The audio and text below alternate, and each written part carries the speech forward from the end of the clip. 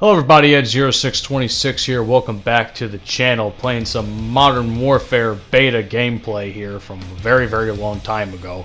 I never bought the game, so this is the only gameplay I got. So I'm just, rolling with it essentially.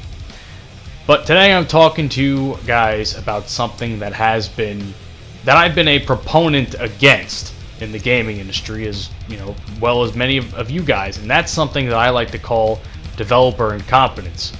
And how I define developer incompetence is a development team, whatever it may be, just contempt to release a unfinished game and releasing this unfinished game and not listening to the community about what the actual core issues of a game are.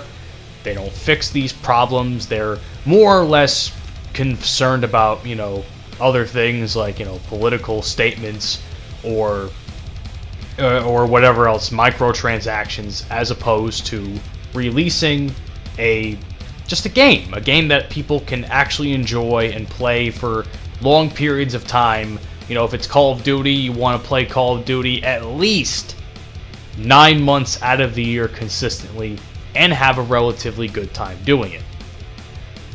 It seems as though that a lot of these developers for games just drop the ball and have dropped the ball consistently. Infinity Ward with Modern Warfare being one of them. DICE with Battlefield 5. And in addition to that, there's also game developers like 2K that were so content to release what is probably the worst wrestling game of the modern era of video games, which WWE 2K20, a game that a lot of people were kind of hyped about, and they dropped the ball on, and they seem to not give a fuck. So it's painful to me, and I made a whole video about this months ago, and I want you guys to watch that and then come back to this, because it seems to me that development teams are finally taking a stand against this issue that I call developer incompetence with certain big-time games that are currently in development. I don't know if you guys remember the game Cyberpunk. Was it 2277? I don't fucking know what the title of the game is. All I know is it's that new Cyberpunk game that everyone's hyped about with Keanu Reeves, and everyone's breathtaking. But that's besides the point. The point I'm trying to make is this game has a lot of hype around it since since E3, excuse me.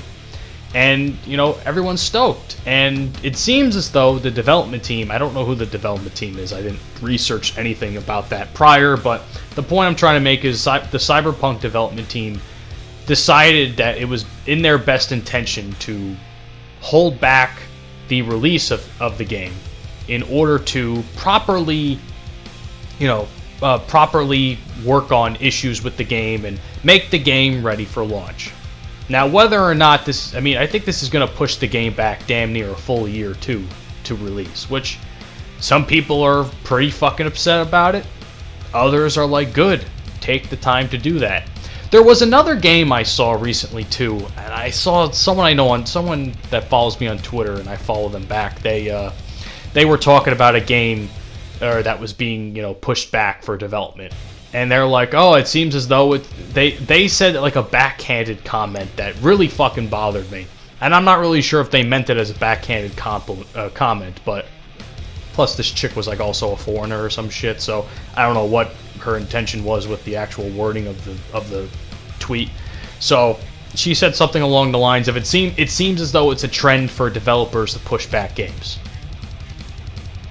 I don't know why that's a bad thing.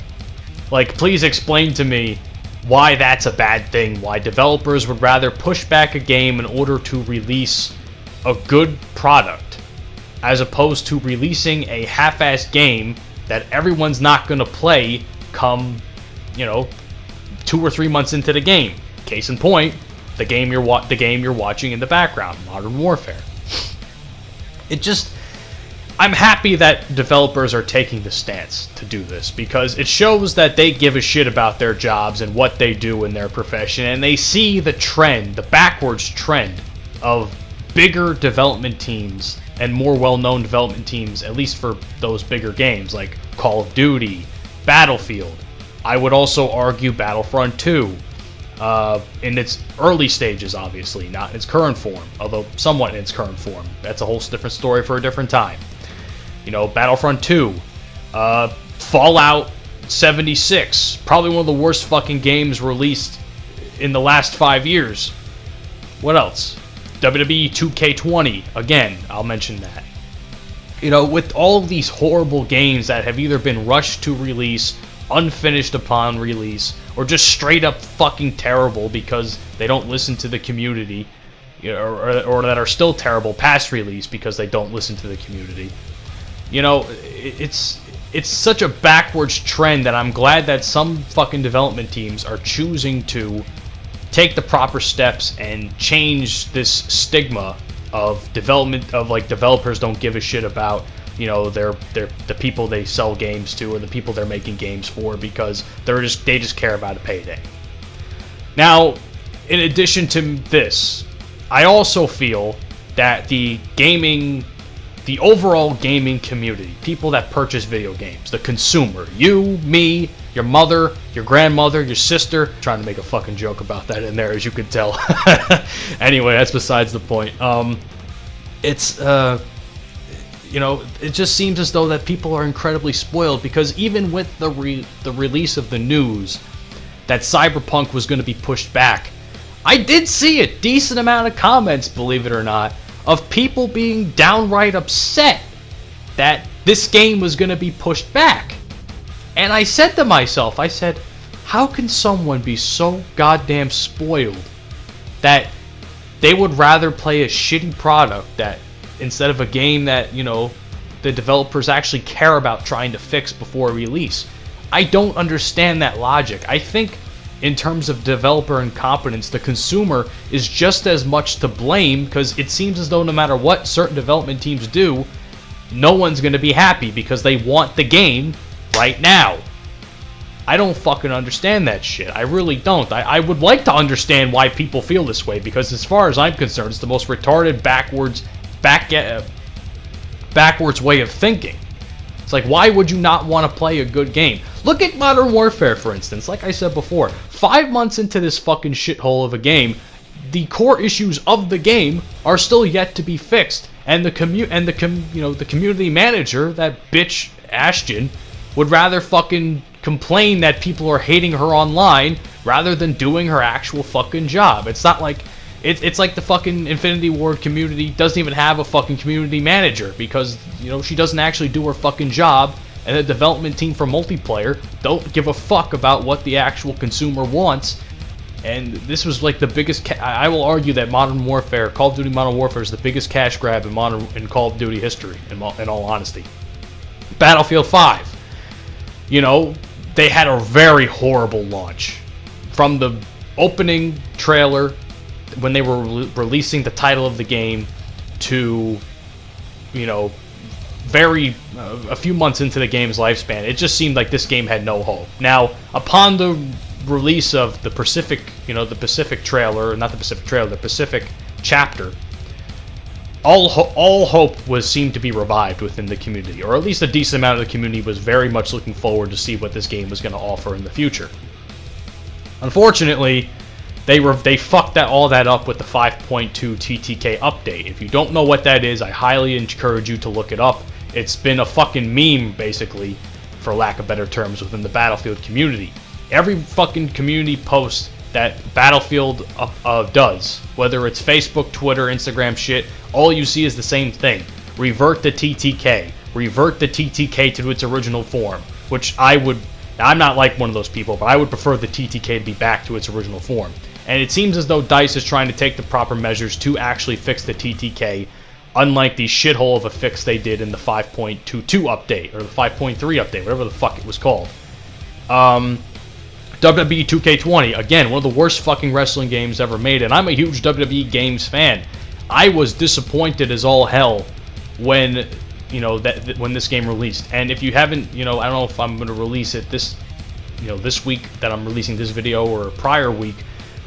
That's essentially my last WWE game that I'll ever purchase, because my faith in 2K, they've made good games, and then they go back to making a shitty game, then they make a good game, then they make a shitty game. It's like a trend for them to not fucking understand how to make a proper wrestling game. They'd rather fucking cater to, you know, NBA and shit, which is their bigger audience, which I understand.